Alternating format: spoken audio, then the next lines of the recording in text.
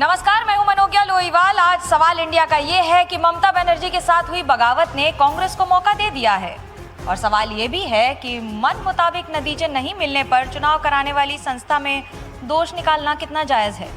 मुंबई के सियासी गलियारों से उठी एक सुगबुगाहट ने देश की राजनीति में भूचाल ला दिया है, और उसके बाद राजस्थान के पूर्व मुख्यमंत्री अशोक गहलोत ने जो बयान दिया उसने कांग्रेस की सियासत को ही डिकोड कर दिया। गहलोत साहब कहते हैं कि कांग्रेस से अलग हुई तमाम क्षेत्रीय पार्टियां वापस आएं, कांग्रेस में अपना विलय करें और पूरे दिल से राहुल गांधी को अपना नेता स्वीकार करें। गौरतलब है पूरे दिल से। लेकिन कांग्रेस के विरोधी पूछ रहे हैं, क्यों भाई?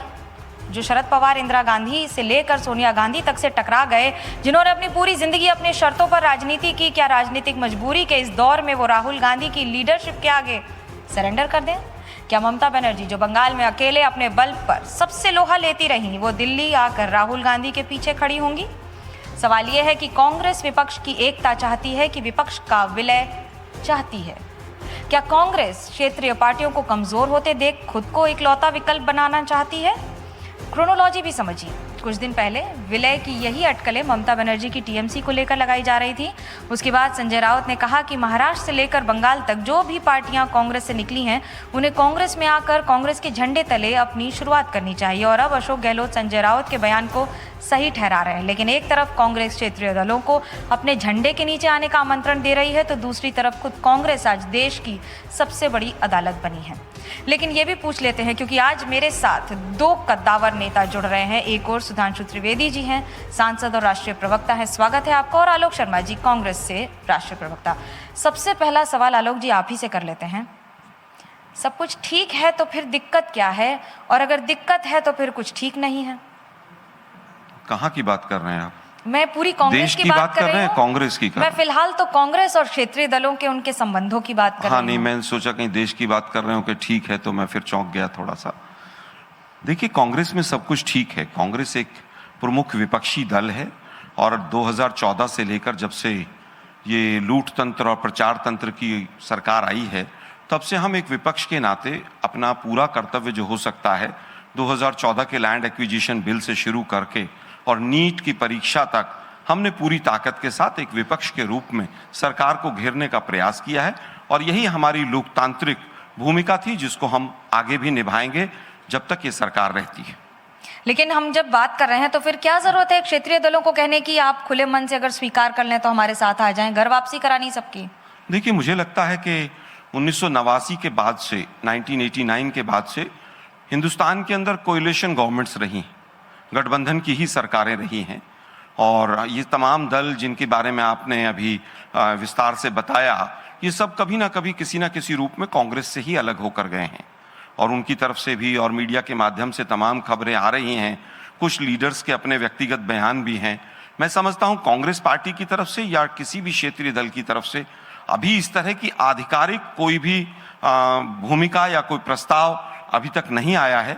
लेकिन मैं समझता हूं कि जिस तरह से आज ईडी सीबीआई का दुरुपयोग करके सरकारें गिराई गई, सांसदों को, विधायकों को तोड़ा गया, जिस तरह से तमाम चीजें, घटनाक्रम अभी भी दिखाई दे रहा है, तमाम भ्रष्टाचारी भाजपा के अंदर वॉशिंग मशीन से धुलकर चले जाते हैं। एक तरफ देश ये प्लेटफॉर्म देख रहा है, दूसरी तरफ हम कह रहे हैं कि जिस तरह से प्रचार तंत्र और लूट तंत्र और भ्रष्ट तंत्र की एक सरकार है, उसको हटाने के लिए अगर सब अच्छे लोग आए इकट्ठे होकर, तो मुझे नहीं लगता कि कहीं उसमें कोई गलत है।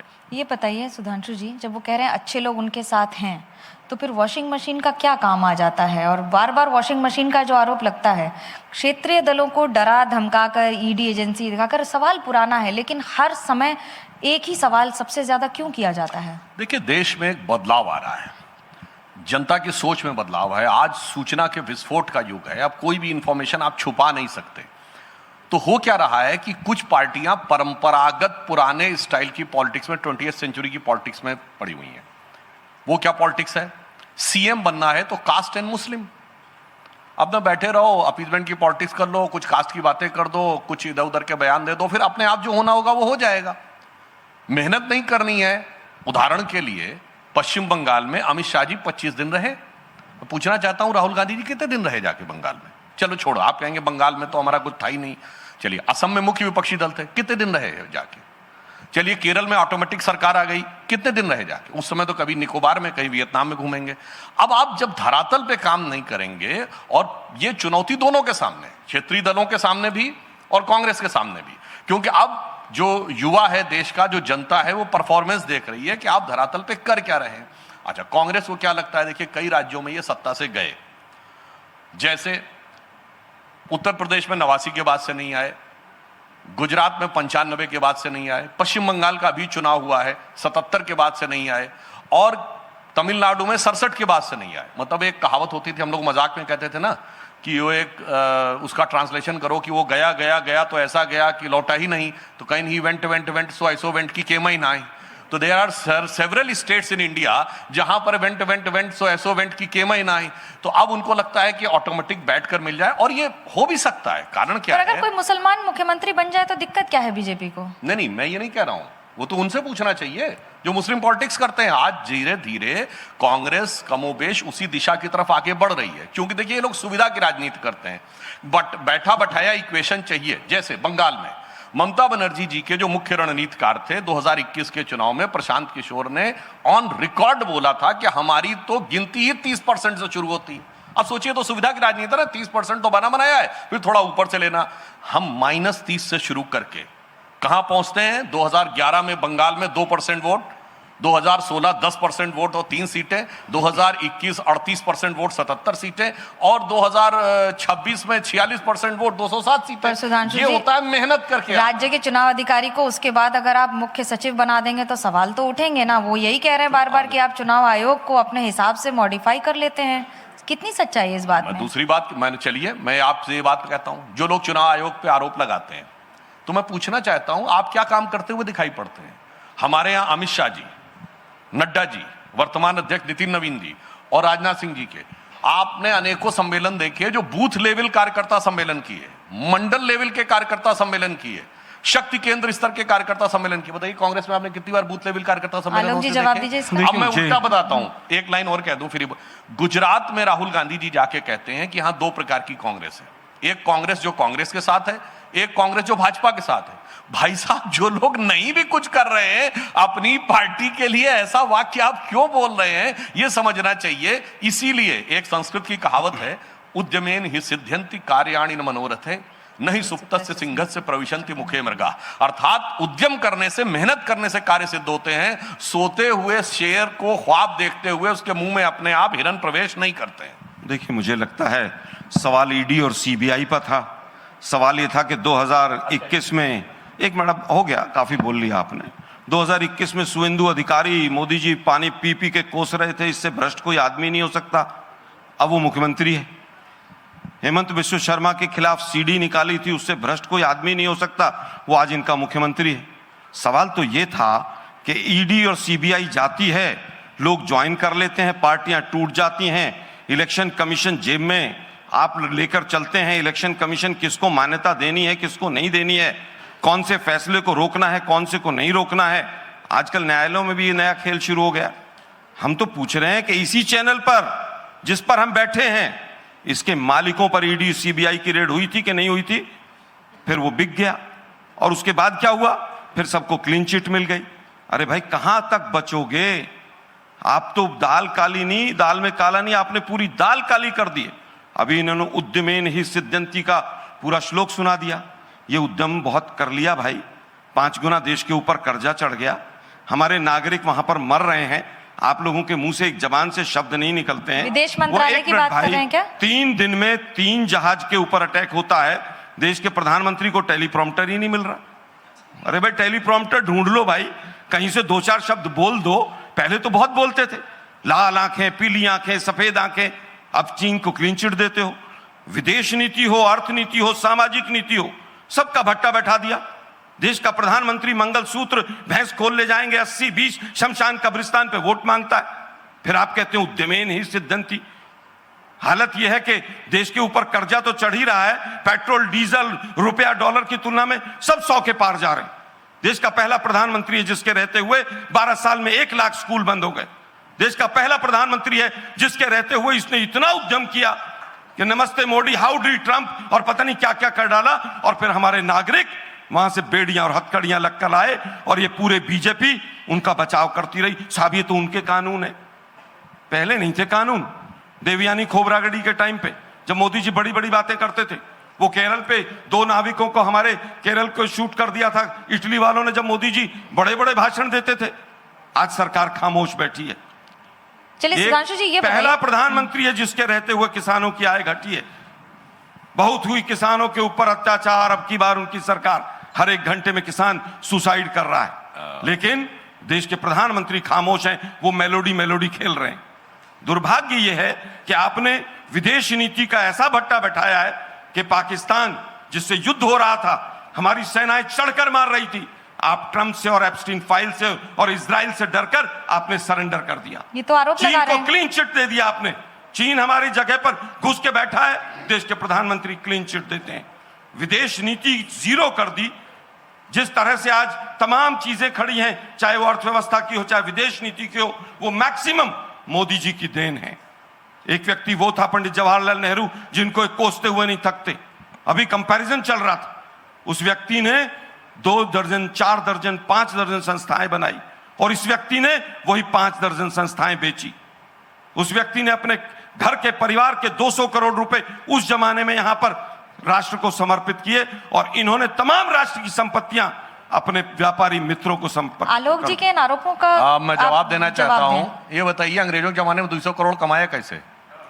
मैं फिर कैसे कहूंगा, कमाया भाई? मैं फिर बता। भारतीय तो गरीबी और भुखमरी में थे, अंग्रेज साहबों के केस लड़ रहे थे ना। और सुनिए, चाहे नेहरू जी हो या गांधी जी हो, मैं नाम नहीं लेना चाहता, बड़े बड़े औद्योगिक घरानों के घर में रहते थे।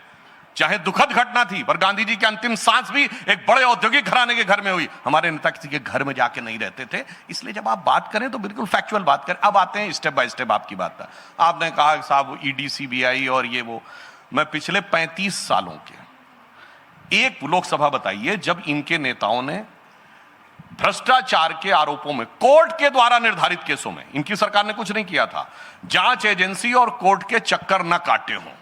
अब मैं याद दिलाना चाहता हूं, आज राहुल जी और सोनिया जी जिस नेशनल हेराल्ड केस में मुचलके पे हैं, वो अक्टूबर 2013 में कोर्ट के आदेश पे, दिल्ली हाई कोर्ट के आदेश पे इनिशिएट हुआ, हमारी सरकार नहीं थी।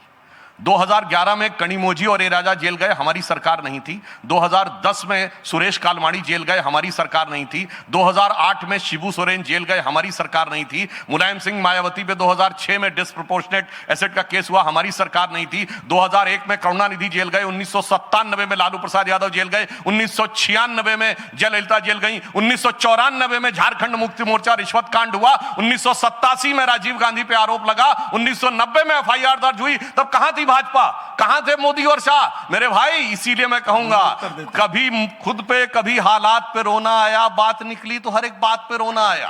अब आता हूं विदेश नीति के ऊपर। मैं बताना चाहता हूं, इनके जमाने में इन्होंने कहा नेहरू जी का बड़ा वो, नेहरू जी किश्तों में प्रधानमंत्री बने। पहले प्रधानमंत्री बने 2 सितंबर 1946 को, कैबिनेट मिशन प्लान के तहत वेवल के द्वारा शपथ ली, क्वीन की निष्ठा की शपथ ली, यूनियन जैक झंडे के नीचे। दूसरी किश्त 15 अगस्त 1947 माउंटबेटन के द्वारा शपथ ली, स्वतंत्र भारत के प्रधानमंत्री के रूप में। अब बताइए, जब ये पहली बार प्रधानमंत्री बने, पहले तो आधा आधा भारत का हिस्सा टूट गया उन्हीं के रिजीम में। अब 47 के बाद जो भारत बचा तो पीओके चला गया और अक्साई चीन चला गया। यानी नेहरू जी की विदेश नीति को यदि एक लाइन में कहें कि आधा आधा पंजाब गया, कश्मीर गया और चला बंगाल गया, और चीन के हाथों मानसरोवर का वह ऊंचा भाल गया। इसलिए मैं एक और बात कहना चाहता हूं, बिल्कुल सही बात है। आज की भी विदेश नीति अगर आप देखें गौर से, तो आज भारत की स्थिति क्या है, मैं इनसे विनम्रता और दृढ़ता से कहता हूं, एक देश बताइए जहां पेट्रोलियम के दाम हमसे कम बढ़े हों। दुनिया की बड़ी अर्थव्यवस्था में एक देश बताइए जहां महंगाई हमसे कम हो। अरे राहुल गांधी कह रहे हैं सुनामी आने वाली, नहीं साहब, उन्हें पता ही नहीं, सुनामी आ चुकी है दुनिया के समुद्रों में, जहाज उलट पलट गए हैं। अमेरिका में 20 से 40% पेट्रोलियम के कॉस्ट बढ़े। आज आप अभी अपना मोबाइल खोलिए और देखिए सैन फ्रांसिस्को, लॉस एंजल्स में कितना है पेट्रोल। यूरोप में 20 से 40%, एशिया और अफ्रीका में 60% तक बढ़े हैं। भारत में अभी तक 10% बढ़े हैं। और इसके बावजूद आज भी मैं आपसे कहता हूं, भारत का एक्सपोर्ट बढ़ा है, $680 बिलियन हुआ है। भारत में नेट इनफ्लो बढ़ा है एफडीआई का, $94.5 बिलियन हुआ है। तो स्थिति क्या है? देखिए सुनामी आई है, जहाज पलट गए हैं, इतना हो गया है, हमारे जहाज पे भी झटके लग रहे हैं। हमारा कैप्टन बड़ी कुशलता से लेके जा रहा है, तो क्या कह रहे हैं, नहीं नहीं नहीं, जो झटके लग रहे हैं उसके लिए कैप्टन दोषी है, सुनामी को मत देखो, कितनी बड़ी बड़ी तरंगें उठ रही उसको मत देखो। और फिर ये कहेंगे, तो इसलिए मैं एक लाइन में कहना चाहूंगा मोदी जी की तरफ से विपक्ष के लिए, हमें इल्जाम मत दीजिए, बहुत अफसोस होता है, बड़ी तरकीब से कश्ती यहां तक लेके आए हैं और बदल देते हैं हम दरिया की लहरें अपनी हिम्मत से, आंधियों में भी अक्सर चिराग हमने जलाए। और दूसरा मैं इनसे ये भी कहेंगे, भाई तो विदेश में क्या हो रहा है, एक लाइन और बोल दूं, विदेश में क्या हो रहा है उससे हमें क्या मतलब, हमें अपने देश में चाहिए। मगर मैं याद दिलाना चाहता हूं, दूसरी चीज में विदेश में सब देखना है, गाजा में क्या हो रहा है इसके लिए सीडब्ल्यूसी प्रस्ताव पारित करेगी, इसके लिए सोनिया गांधी आर्टिकल लिखेंगी। हमास पे हमें मतलब है, हिजबुल्लाह से मतलब है, ईरान से मतलब है, गाजा से मतलब है, मगर अर्थव्यवस्था में सुनामी आई हुई है तो वो मत देखो, सिर्फ यहीं पे देखो। इसीलिए कहता हूं भाई साहब, नजरें बदलिए तो बदला नजर। चश्मा बदलना है कि नजर बदलनी है कि नजरिया, ये आरोप लगा रही है। मैं ईरान से शुरू कर लेता हूं। ईरान में मोदी जी गए थे 1 साल 1.5 साल पहले, एक वो कोई कुरान भी लेके गए थे, पुरानी लिखी हुई, और वहां कहा था हमारा तो बहुत पुराना संबंध है, और वहां का सिविलियन अवार्ड सबसे बड़ा लेके आए थे। आज ईरान इनका दुश्मन हो गया, क्योंकि एप्स्टीन फाइल के नीचे। अरे भाई कहा गया है? आप खमैनी, ये कहाँ कहा गया है? ईरान में आपके बीच में नहीं बोला, आपके बीच में आलोक जी, लेकिन ये क्योंकि विदेश की बात है, आलोक जी दूसरे देश की बात है, ये इस पर ये विदेश बोलना चाहिए, मुझे पूछना पड़ेगा, ईरान पर इस तरह की बात भारत ने कब कही है? मैं फिर कहूंगा, जब उनके शीर्ष नेतृत्व को मारा गया, 5 दिन तक इस सरकार में इजराइल के और अमेरिका के डर से साइन करने की हिम्मत नहीं थी। इससे बुरा दुखद कुछ नहीं हो सकता है। मानवता के लिए अगर देश आवाज नहीं उठा सकता है, तो मैं समझता हूं कि फिर हमारी संप्रभुता के ऊपर जो तमाम हम सवाल उठाते हैं कि जिस तरह से मोदी जी संप्रभुता के साथ कॉम्प्रोमाइज कर रहे हैं, वो सही है। इस सवाल का जवाब दे दीजिए सुधांशु जी, उसके बाद आलोक जी। एक मिनट, विदेश की बात है, ईरान की बात है, देश पे आप कुछ भी कहिए, अलाउड है। देखिए भाषण हुआ, मौका तो दीजिए। नहीं, इस पॉइंट पे देखिए, विदेश का मामला बहुत स्पष्ट कहना चाहता हूं, खमनई साहब वहां सुप्रीम लीडर थे और उन पे जाकर हमारे विदेश सचिव ने हस्ताक्षर किए शोक प्रस्ताव पे। मगर मैं एक टेक्निकल बात कहता हूं, यूनाइटेड नेशंस में ईरान का चीफ राष्ट्रपति है और प्रधानमंत्री है, सुप्रीम लीडर उनका अंदरूनी मामला है। जैसे सोनिया गांधी जी सुप्रीम लीडर थी यूपीए में, मगर हेड ऑफ द स्टेट का दर्जा डॉक्टर मनमोहन सिंह के पास था। जब इब्राहिम रईसी फरवरी 2025 में ईरान के राष्ट्रपति मारे गए हेलीकॉप्टर दुर्घटना में, भारत ने बाकायदा शोक व्यक्त किया और एक दिन का राजकीय शोक किया भी। मगर प्रॉब्लम क्या है, ये सुप्रीम लीडर वालों को सुप्रीम लीडर से ज्यादा वो नजर। आलोक जी बोलिए। देखिए, विदेश नीति के ऊपर तमाम चर्चाएं हुई। आज हालत यह है, 5 दिन पहले कहते हैं पाकिस्तान तो मीडिएशन करके दलाली कर रहा है, फिर 5 दिन बाद राजनाथ जी कहते हैं हम भी तैयार हैं। इनकी विदेश नीति हमेशा से ढुलमुल रही है। जिस तरह से, चाहे वो इजराइल का मैटर हो, मोदी जी गए वहां पर युद्ध से 2 दिन पहले, उनको पता नहीं चला युद्ध हो रहा है कि नहीं हो रहा है, कोई तैयारी नहीं की। और अगर नहीं पता था तो आपको कम से कम इजराइल को कहना चाहिए कि भाई हम आके मिले, तो कम से कम उस बात का जवाब दे देते। लेकिन दुर्भाग्य यह है कि आज देश के अंदर जिस तरह के हालात हो गए हैं, सब कुछ बंधक बना लिया गया है।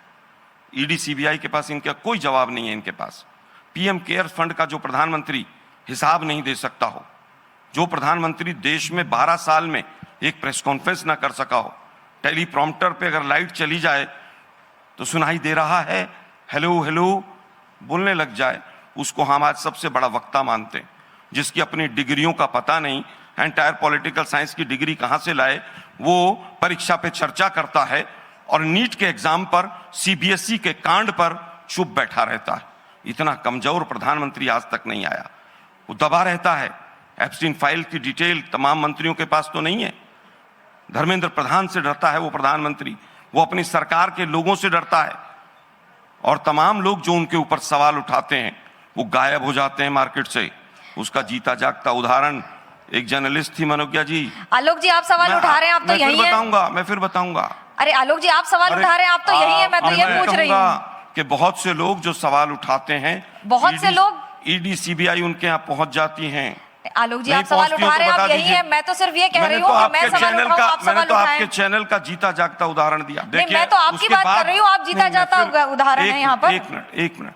अभी आपने मध्य प्रदेश का एग्जाम्पल लिया, किस तरह से लोकतंत्र को लूटा जा रहा है, किस तरह से election commission of India Bharatiya Janata party का पिट्ठू बनकर काम कर रहा है, किस तरह से लोकतंत्र की चोरी हो रही है सरेआम, किस तरह से आप देखिए किसी राज्य में 50 लाख वोट बढ़ रहे हैं, किसी में घट रहे हैं। केरल में किसकी सरकार बनी आलोक जी? चंडीगढ़ मॉडल, ब्राजील मॉडल, किसी से छुपा हुआ है क्या? किस तरह से बंगाल में क्या हुआ, 27 लाख लोग वोट नहीं डाल पाए। ममता जी जीते हारे, हम जीते ये जीते, फर्क नहीं पड़ता है। लेकिन सुप्रीम कोर्ट को भी कहीं ना कहीं लज्जा आनी चाहिए, जो कहता है इस बार वोट नहीं डालेंगे तो अगली बार डाल लेंगे। जैसे मंगलवार का भंडारा है, इस मंगलवार नहीं खाएंगे, अगली बार खा लेंगे। देश के लोकतंत्र को हम कहां लेकर जा रहे हैं, ये सोचना बहुत जरूरी है। मोदी जी चाहते हैं 400 पार हो जाए, प्रेसिडेंशियल फॉर्म हो जाए, सारी शक्तियां मैं अपने पास ले लूं। 150 सांसदों को आप संसद में जिस तरह से, काफी लंबा हो गया भाषण, आपका बहुत लंबा था, मैं जवाब दे रहा हूं। 150 सांसदों को आप जिस तरह से सस्पेंड करके बिल पास करते हैं, 700 किसान शहीद हो जाते हैं। ये सेम एआई से देख लिया है, वही कि हर डिबेट में बोलने नहीं, मैं हर डिबेट की बात सर, नहीं कर अपने टर्न रहा। पे देश बोलिए। को सर, 12 काफी साल लंबा में हो गया। आपने आप देखिए, जिस टाइम घर खत्म में हो रहा है पहुंचा दिया। भैया। अंतिम बात कहना चाहूंगा, अभी टाइम आपका भी खत्म हो रहा है, बंगाल की पार्टी बात का भी खत्म हो रहा है। बंगाल की बात चल रही थी अभी। बंगाल में इन्होंने गाय के नाम पर वोट मांगा और सरकार आने के बाद कहा कि जो बुजुर्ग 14 साल की गाय है उसको काटने की परमिशन, इजाजत हम देते हैं। शंकराचार्य के ऊपर झूठे केस लादे गए। 5 दिन तक हिंदुस्तान, एक मिनट, अंतिम, अरे भाई अंतिम क्या, समय की मुझे इजाजत नहीं है इससे ज्यादा। अंतिम बात, 5 दिन तक हिंदुस्तान के मीडिया ने शंकराचार्य के ऊपर, मैं आपको बोलने नहीं देती सुनिए ना मैम, सुनिए ना, अब भाई ये तो तरीका नहीं हो सकता ना, आप लगातार बोलते रहेंगे। शंकराचार्य के ऊपर, अब सुनिए, रेप मैं के केस बताना हो चाहता हूं। गए। 5 दिन तक हिंदुस्तान के मीडिया ने तांडव किया, प्रधानमंत्री जी पे, लेकिन 2 दिन से हमने चलाया उन्हें लाइव शंकराचार्य जी को। आप वो कुछ भी रेप का बोलेंगे केस थोड़ी करने चलेगा। वाला यू टर्न ले गया कि है। मैंने झूठे केस किए थे, लेकिन हिंदुस्तान के मीडिया में हिम्मत नहीं है कि सनातन की आवाज उठा सके। हमने चलाया उनका इंटरव्यू 50 बार। एक डिबेट आलोक जी, हमने चलाया उनका इंटरव्यू। कुछ तो आंकड़ों पे बात करिए। अगर किसी के अंदर हिम्मत है जी नहीं आलोक जी, हमने कहा उनका इंटरव्यू। आपके जमाने में तो शंकराचार्य हो गए, राम मंदिर का पैसा लूटेंगे, चंदा चोरी करेंगे, चढ़ावा खा जाएंगे। चलिए अब आप बात करिए, सुधांशु जी जवाब दीजिए। अब देखिए, इन्होंने अवांछित निरर्थक बयानबाजी बगैर तथ्य की। अब मैं तथ्य से बोलता हूं। इन्होंने कहा मीनाक्षी नटराजन जी का खारिज हुआ। भाई केस रजिस्टर्ड है न्यायालय में, केस का नंबर है 4472/2025। उस पे न्यायालय से सम्मन जारी हुआ 17 सितंबर 2025 और उसका रिप्लाई उन्होंने दिया 24 अक्टूबर 2025। लेकिन सिविल केस है वो सर, अपने मिनट पर FIR नहीं हुई है उसमें। क्या तरीका आप बीच में बोल रहे हैं? चार्जशीट नहीं हुई। अरे भाई आप क्यों बीच में बोल, अब ये क्या तरीका है? बता रहा हूं, नहीं, अब ये तरीका ठीक नहीं है कि आप लगातार बोलेंगे और फिर बीच में चिल्लाएंगे। अब सुनो, तेलंगाना में आपकी सरकार है ना, लिख के भेजो सरकार से कि ऐसा कोई केस नहीं है और इसकी कोई वैल्यू नहीं है। क्यों नहीं लिख के भेज रही तेलंगाना सरकार? ये होता है, सुप्रीम कोर्ट जाएंगे, राष्ट्रपति में जाएंगे, इलेक्शन कमीशन में जाएंगे। तेलंगाना का सरकार है, तेलंगाना की सरकार क्यों नहीं लिख रही है? क्या बात कर रहे हैं? क्या बीच बीच में चिल्लाना सुप्रीम कोर्ट जिस तरह से, ये बात बहुत गलत है। आलोक जी, यही बात गलत है। आप लगातार बोल रहे थे। अब फैक्ट, तेलंगाना सरकार एक लाइन का ऑर्डर क्यों नहीं लिख के दे रही है कि ये केस नहीं है, इससे मीनाक्षी नटराजन का कोई संबंध नहीं है, अभी मामला खत्म हो जाएगा। है ना भाई क्या तरीका है भाई बीच में, आप देखिए बहुत गलत तरीका समय मुझे इतने की ही इजाजत देता है। ये तरीका ठीक नहीं है, ऐसे नहीं होगी डिबेट कि लगातार 20 मिनट बोलेंगे और उसके बाद आलोक जी रुकिए, अब सुनिए और सुनिए। आप गाय पे जवाब दीजिए। गाय को काटने की आलोक परमिशन दी कि नहीं आपकी? अरे मैं बंगाल से आती हूँ, ऐसा कोई ऑर्डर नहीं है। अरे सुनिए, अब मैं बताता हूं, गाय इनको नहीं पता होता है, उनको मैं बताना चाहता हूं। अभी ये कह रहे हैं पाकिस्तान ने बीच में गाय की, इनको जानकारी नहीं है। अरे गाय तो आपके तो नेहरू जी गाय खाते थे, अरे और ये प्रेसिडेंशियल आर्काइव में लिखा है। छोड़ो, गाय हमारी माता है, नेहरू उसको खाता है। 1952 में पहला राज्य था उत्तर प्रदेश बात कर रहे हैं, जिस पर पंडित नेहरू ने बैन लगाया था। ये क्या पहले प्रधानमंत्री हैं जिसको गाय परमिशन देता है। आप आ गए अपने लेवल पे, गाय को बताइए ना भाई। मैं तो कह रहा हूँ गाय के नाम पर वोट मांगते हो और गाय काटने की परमिशन देते हो। आगे की अवधि नहीं देता है। आप दोनों का हमारे साथ जुड़ने के लिए ठीक नहीं है। मैं बिल्कुल इस बात से सहमत नहीं हूँ। 20 मिनट भाषण देंगे और जवाब तक देने को नहीं देंगे, लगातार चिल्लाएंगे, ऐसे नहीं हो सकती डिबेट। सुधांशु जी, और नहीं, और ये नहीं होना चाहिए रिकॉर्डिंग। ये कोई बात होती है? 20 मिनट चिल्लाएंगे, फिर बीच में चिल्लाएंगे, फिर आप कहेंगे समय नहीं है। समय नहीं तो रोकना चाहिए था। आप गाय पे, आप 20 मिनट लगातार बोलेंगे? मैं चुप बैठूंगा। गाय पे जवाब दो। बिल्कुल मैं गाय पे जवाब देता हूं। और सुनो, ये ऑफिशियल रिकॉर्ड्स में है, और रिकॉर्ड को कोट कर रहा हूं, 16 से 18 सितंबर 1978 जो प्रेसिडेंशियल ड्वाइट आइजनहावर के समय जब नेहरू जी दौरे पे गए और उनके फूड प्रेफरेंसेस को डिक्लासिफाइड किया गया तो कहा गया नेहरू जी का प्रेफरेंस क्या था, फिलेट मैगन, एक बीफ एंड स्कॉच। और उन्होंने आश्चर्य व्यक्त किया कि दुनिया के बिगेस्ट हिंदू देश का जो चीफ है वो गाय के बीफ खाता है और वो खाता है। भाई साहब क्या बात करना है, फिर चिल्लाने लगे, फिर चिल्लाना शुरू कर दिया, फिर लगातार चिल्लाना शुरू कर रहे हैं। कोई परमिशन नहीं है, कोई बीफ का कोई एक्सपोर्ट नहीं होता भारत से, इलीगल है, लीगली 14 साल की और जिन लोगों ने आज काटने की परमिशन दी, हाँ या ना? तरीका है। अरे केरल में गाय इन्होंने सड़क के ऊपर, अरे भाई इनके युवा कांग्रेस के अध्यक्ष ने, और उसके बाद बहस कर रहे हैं, जवाब दे दो ना। गाय के ऊपर करने की बात कर रहे हैं, काटने की परमिशन आप लोगों ने दी, हाँ या ना? अरे नहीं दी है भाई, कोई परमिशन नहीं है, क्या बात करने का मुझे झूठ आप बोल रही दोनों है। से मैं क्षमा प्रार्थी हूँ, समय मुझे इतनी की अवधि भाई, देता ढंग है, से डिबेट लेकिन को नहीं अगर मैं बुलाना आपको चाहिए। आंकड़े अगर दे दूं तो सिर्फ 2014 में डिबेट करनी है, 8 राज्यों में सिर्फ बीजेपी की डिस्कस करने सरकार डिबेट थी करनी है, और तो नहीं बुलाना चाहिए। 2024 में पंडित नेहरू को कोसते रहो, गालियां देते रहो, मैंने उसके लिए फैक्ट बोला, डिबेट होती रहे। नहीं बोल पाए। और मैं एक पॉइंट जरूर क्लियर करना चाहता हूं, ये कहते हैं पाकिस्तान की बात सुनिए, एक बात, पंडित नेहरू से आज भाई भी क्या कितना तरीका है यार, डरते हैं ये लोग, ये क्या तरीका है भाई, कितना डरते हैं अरे पंडित क्या नेहरू। बात कर रहे हैं वो शख्सियत इतनी आलोक ऊंची जी, थी। आलोक जी, अरे भैया वो शख्सियत इतनी ऊंची थी कि उसके भैया अभी भी वायसराय वहां से से बड़े बाहर नहीं मधुर निकलेंगे। संबंध थे, अभी हंसते भी हुए पंडित फोटो नेहरू पे ही है बोलेंगे। उसकी कोई अब मैं इस पे बता गजब है रहा भाई। हूं, आपके रिकॉर्ड में एक पॉइंट क्लियर करना चाहता हूं, 70 साल तक पंडित नेहरू को गालियां मैं- देते रहो और आप दोनों की हमारी आलोक जी प्लीज। क्या हो रहा भाई, टीवी चैनल्स को कब्जे में लेके बदतमीजियां शुरू आलोक जी, मैं आपसे बात कर रही हूँ, मैं आपसे रिक्वेस्ट कर रही हूँ, आप कुछ भी बोल रहे हैं। अब सुनिए, लास्ट में टीवी चैनल कब्जे में क्या होते थे, इमरजेंसी के लिए लिखा गया है कि एक एक कागज वेरीफाई कराना पड़ता था, तो एक शेर कहा गया था कि अब तो गालिब ज़ौक़ साहिर मीर सरकारी, शायरी की हो गई तासीर सरकारी, इनके जमाने में। और मैं पाकिस्तान का एक पॉइंट क्लियर कर देना चाहता हूं, इतने मूर्ख लोग हैं जिनको ये पता नहीं रहता, 79 में जब ईरान में अमेरिकन एम्बेसी को कैप्चर कर लिया गया था और उनके 80 लोग बंधक बनाए, उसके बाद से ईरान में अमेरिका की कोई एम्बेसी नहीं। 91 में सोवियत संघ के विघटन के बाद जब अमेरिका यूनिपोलर सुपर पावर हो गया तो हम ईरान को जरूरत हुई कि कैसे कम्युनिकेट करेंगे, तो 1992 से आज तक हमेशा ईरान में जो ईरान की एम्बेसी पाकिस्तान में है वो अमेरिका के साथ कम्युनिकेट करती है, ये 1992 से चल रहा है। तो और वो है क्या, हकीकत में वो सिर्फ कबूतर है, वो मैंने प्यार किया का कबूतर है, उसको सलमान खान बनाने में पता नहीं काहे लगे हुए रहते हैं, आप समझ में दोनों नहीं का आता। बहुत बहुत मुझे लगता है धन्यवाद। कि इस ये डिबेट को तो- मुझे ये तो यही इशारा खत्म करना किसी- पड़ेगा। एनडीटीवी पर इंडिया पर खबरों का सिलसिला जारी है। तो आप देख रहे थे बीजेपी वर्सेस कांग्रेस की सॉलिड डिबेट मेरी सहयोगी मनोज्ञा के साथ। अब आगे बढ़ते हैं, कुछ और खबरों का रुख करते हैं। सोमवार को लोकसभा स्पीकर से टीएमसी के बागी सांसद मिलेंगे, ये बड़ी खबर मिल रही है। बागी टीएमसी सांसदों ने लोकसभा स्पीकर को चिट्ठी लिखी है। बागी गुट ने संसद में अलग बैठने की मांग की है।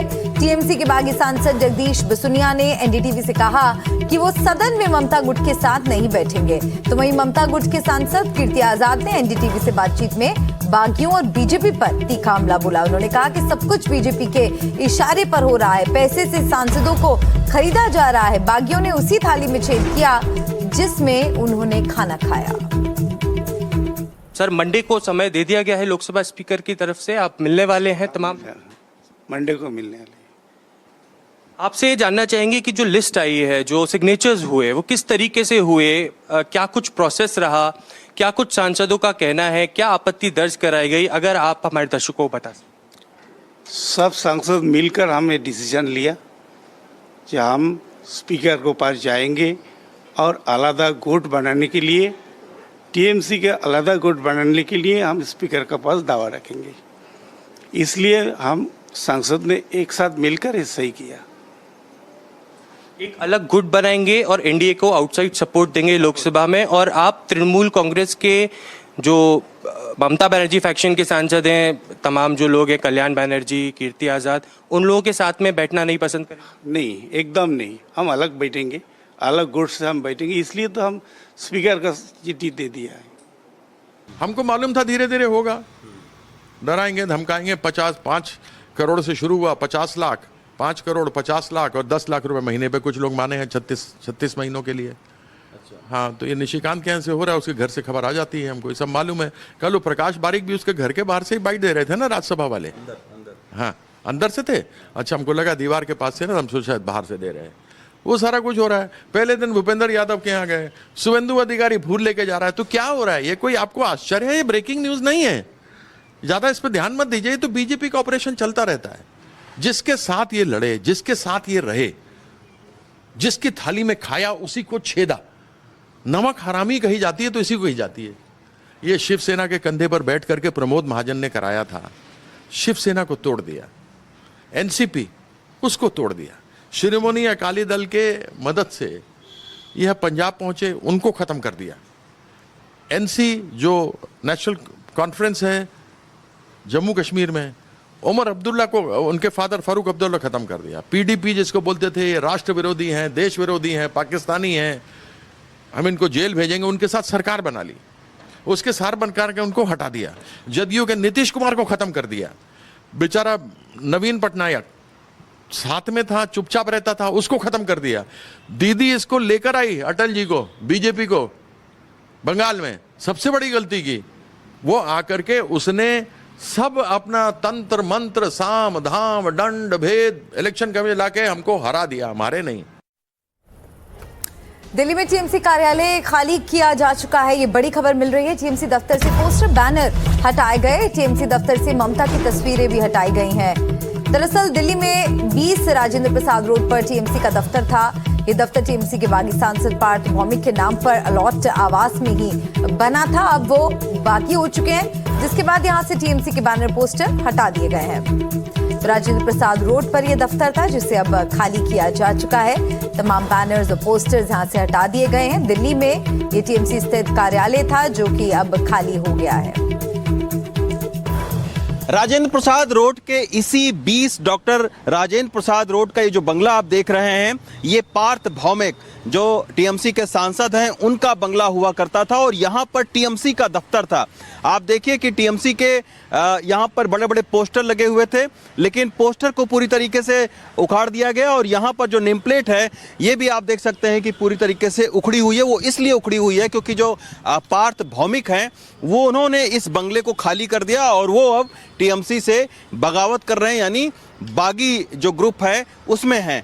तो इसी की वजह से आप देखिए कि अगर अंदर एक बार आप देखिए कि टीएमसी का ये कार्यालय हुआ करता था, इसमें तमाम सारे लोग आते थे और ये आप देखिए कि टीएमसी के कार्यालय पर अब यहाँ पर पूरी तरीके से खाली पड़ा हुआ है और टीएमसी के दफ्तर पर अब दिल्ली के ताला लग गया है। वो इसलिए ताला लग गया है क्योंकि पार्थ भौमिक ने अपना जो सरकारी बंगला है उसको छोड़ दिया और सरकारी बंगला उनके छोड़ने के बाद ही टीएमसी को भी अपना जो कार्यालय है वो छोड़ना पड़ गया। तो यही वजह है कि आज दिल्ली के टीएमसी कार्यालय पर अभी सन्नाटा पड़ा हुआ है और ये जो टीएमसी का कार्यालय है पूरी तरीके से बंद है, क्योंकि टीएमसी के अंदर खाते जो राजनीतिक खींचतान है वो बागी सांसद और जो टीएमसी में अभी रहे हुए हैं उनके बीच चल रही है और उसी का नतीजा है कि पार्थ भौमिक ने ये बंगला छोड़ दिया और उनके छोड़ते ही टीएमसी को भी अपना कार्यालय खाली करना पड़ा। दिल्ली से ऋत्विक के साथ रवीश रंजन शुक्ला, एनडीटीवी इंडिया। और पश्चिम बंगाल में ममता सरकार की घोटालों की जांच भी तेज हो गई है। अब ममता बनर्जी की करीबी एक एडवर्टाइजिंग एजेंसी पर घोटाले का आरोप लगाए। पश्चिम बंगाल के मुख्यमंत्री शुभेंदु अधिकारी ने करीब 635 करोड़ के एड घोटाले की जांच के आदेश दिए हैं। इस मामले को जांच के लिए प्रवर्तन निदेशालय को भी सौंपा जा सकता है। 635 करोड़ का ये पूरा मामला है जिसकी जांच होगी। ममता की करीबी एड एजेंसी पर ये जांच की जाएगी। शिकंजा कस रहा है। करीब 635 करोड़ के एड घोटाले की जांच के आदेश दिए गए हैं। इस मामले की जांच के लिए प्रवर्तन निदेशालय को भी सौंपी जा सकती है जिम्मेदारी। ডিজিপিএস করতে গিয়ে মমতা বন্দ্যোপাধ্যায় একটি ইভেন্ট ম্যানেজমেন্ট সংস্থাকে মোট 635 কোটি টাকা দিয়ে গেছেন। 635 কোটি টাকা একটি ইভেন্ট ম্যানেজমেন্ট সংস্থাকে। এরও তদন্ত হবে। তদন্ত শুধু নয়, মামলা আমরা করব এবং প্রয়োজন হলে মানি লন্ডারিং যারা ইনভেস্টিগেট করে তাকেই হ্যান্ডওভার করব। আমরা ছাড়বো না, ছাড়ার জন্য তো মানুষ বসায়নি। और इसी के साथ ही ममता बनर्जी पर कोलकाता में एफआईआर भी हो चुकी है। भड़काऊ भाषण मामले में एफआईआर दर्ज की गई है। कोलकाता के हेयर स्ट्रीट थाने में यह केस दर्ज हुआ है। चुनावी रैली में नफरती भाषण का आरोप है ममता बनर्जी पर। बीएनएस की कई धाराओं में केस दर्ज किया गया है। एक कोलकाता निवासी की शिकायत पर 0 एफआईआर हुई थी। भड़काऊ भाषण मामले में भी अब कार्रवाई होती हुई नजर आ रही है। कोलकाता के हिल स्ट्रीट थाने में ममता बनर्जी पर मामला दर्ज हो चुका है। चुनावी रैली में नफरती भाषण का आरोप ममता बनर्जी पर है। बीएनएस की कई धाराओं में केस दर्ज किया जा चुका है। तो ममता बनर्जी के खिलाफ एफआईआर दर्ज की जा चुकी है। एक चुनावी रैली में नफरती भाषण का आरोप ममता बनर्जी पर लगा। बीएनएस की कई धाराओं के तहत ये मामला अब दर्ज हुआ है। कोलकाता की एक निवासी की शिकायत पर 0 एफआईआर भी हुई थी इस मामले में।